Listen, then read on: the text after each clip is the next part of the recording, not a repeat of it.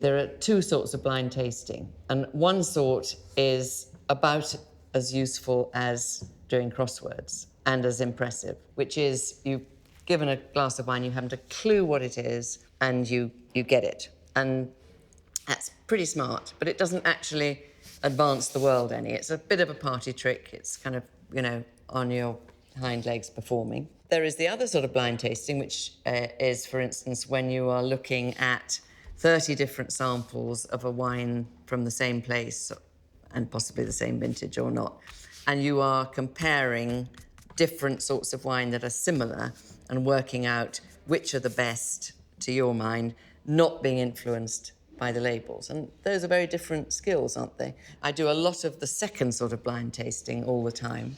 The first sort, I did a lot just leading up to the Master of Wine exam. And I feel that it's like a sport. You've got to be in condition. The worst thing is that when I started, everyone expected me to get it wrong and only remembered when I got it right. Nowadays, of course, it's exactly the other way around. Yeah. So, there's very little for me to be gained by that completely out of the blue blind tasting. You make a great point, and I'll tell you, for me, when I blind taste today, if I get it right, but if I get it wrong, now there's a lesson here. When I get one wrong, I'm like, what did I do there? Is this something new that I missed? What's new here? So what's new to file away here that I learned? So I in all honesty, as I've matured through this, it doesn't really bother me that much. But when I really get one wrong, it piques my interest. It makes me work harder to see if something have I changed, or has the wine itself changed? And I think that's the beauty of what we do. That's everybody. It's not you're right or wrong. You're a hero. You're not. The beauty is, did you learn something? Did you learn something? And I think that for me is what fascinates about blind tasting. And the wines are constantly changing, so you never have the same experience twice. That's for sure. Yeah. So to me, it's the ultimate chess game. Yeah. Right? Yeah. Yeah. I can see that. On multiple levels. Well, I would say to defend Masters of Wine, which of course I am one, so I've got to, we are not taught how to pour a bottle or how to do service.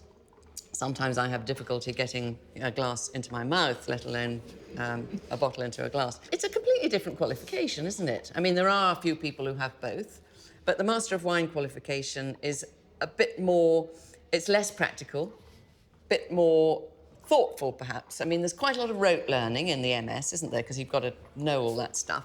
Whereas probably the Masters of Wine have to address issues, they have to write essays, they have to know the science of wine production. It was a trade qualification, a merchant's qualification originally, begun in the early 50s, and then they suddenly realised that Masters of Wine weren't immortal, and so they had to open it up to people like me who weren't in the wine trade but had a lot to do with wine. And then eventually they opened it up to non-Brits, which was a major Well, they turned me down twice. Oh, well, they must have been fools.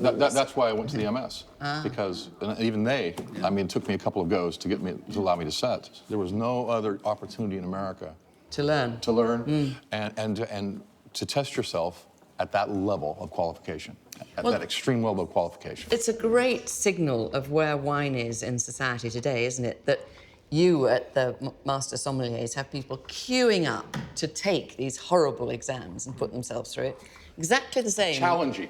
Yeah, it's actually the same. And it's exactly the same with the Masters of Wine. There are now more Master of Wine students than there are Masters of Wine. For me, being a sommelier at the time, what really interests me about all of it was that in California at the time, we were a nascent, the sommelier industry, there were 5 of us. You could count them on one hand. And I wore a white tie and tails, and I had a Tastavan on. And I looked good, I gotta tell you. I looked good. And when I think back today, the things we used to discuss, and now I think today the world has changed. I read a brilliant article by a well-known wine writer in the Financial Times about the death of the wine critic. Well, I think was it called something like The Death of Expertise? Expertise, right? Yeah. That you wrote. And I thought you hit it right smack on the head. The world's changed.